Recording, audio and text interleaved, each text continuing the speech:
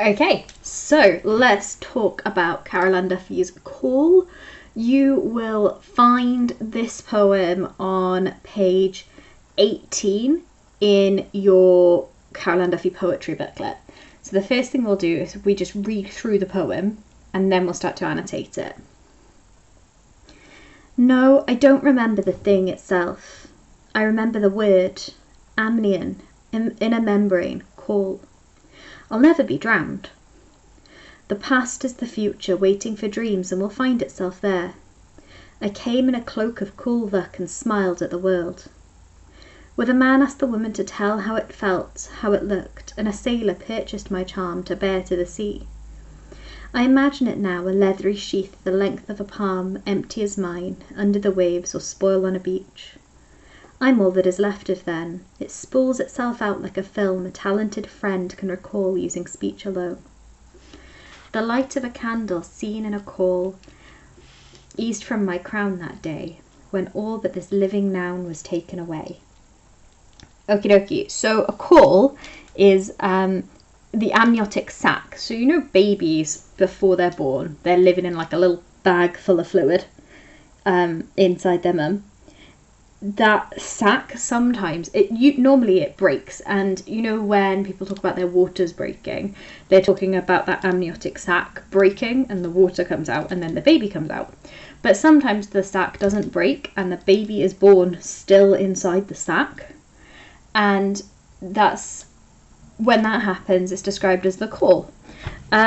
So supposedly Carol Ann Duffy was born with the Caul on her.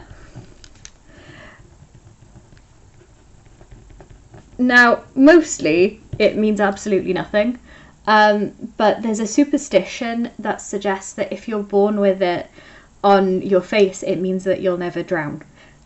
Don't try this if you've got baby brothers and sisters, because it's not true and they will 100% drown. So first of all, if we just pick up the idea of time and memory, we've got a few things here that actually link really well to that idea of time and memory. So we have remembering the thing itself, remembering the word. You have the idea of the past being linked to the future. All that is left of then a film being recalled and taken away. So it's the idea of loss and memory. Now,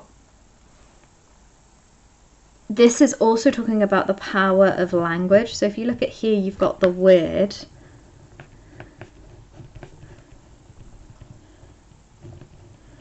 And then here, this living noun, it's literally talking about language. So if you think about the grammar of light, you've got an idea of how this language links together and how the word itself is what's recalling the memory. And there's 3 different words for the same thing being used here. So it's like words are what calls it forward, the power. And then here you have that superstition, I'll never be drowned.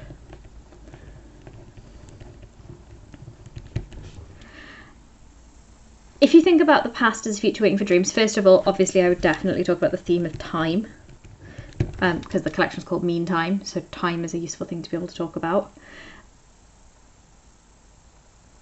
The past is the future waiting for dreams and will find itself there, because she's suggesting that the past will find itself in the future, maybe in the form of dreams. It's linked together.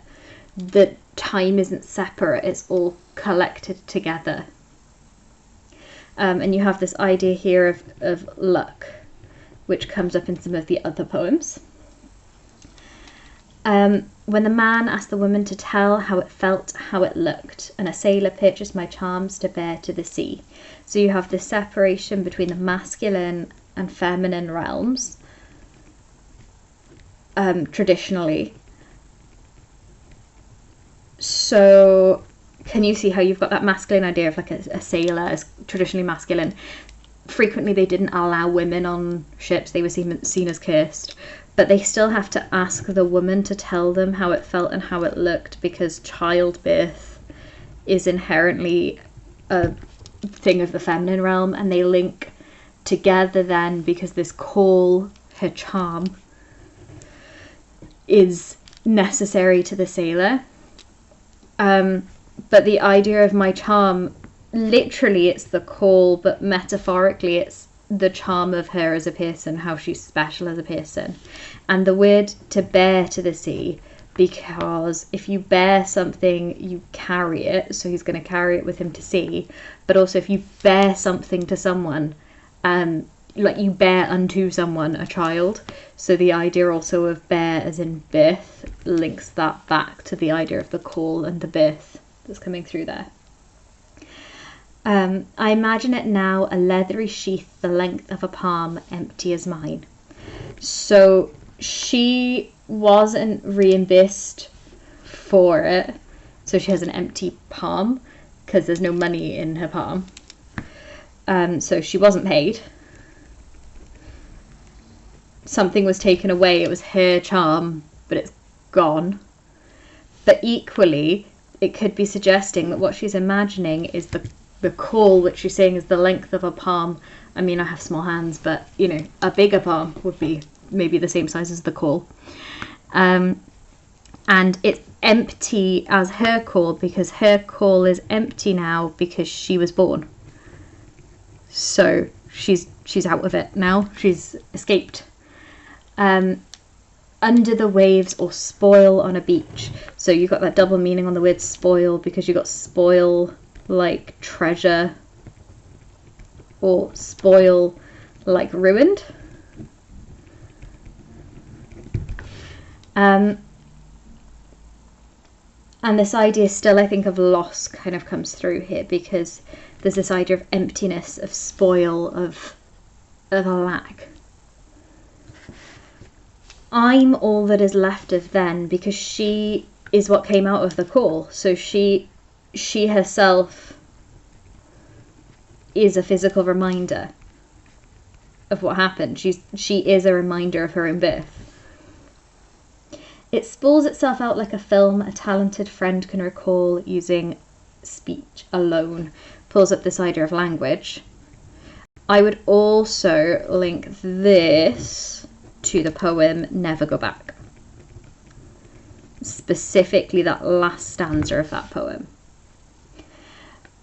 The light of a candle seen in a Caul eased from my crown that day, when all but this living noun was taken away. So the light of the candle seen in a Caul eased from her crown. Literally, she could see the candlelight through the Caul. So literally it was taken off of her head because she was born.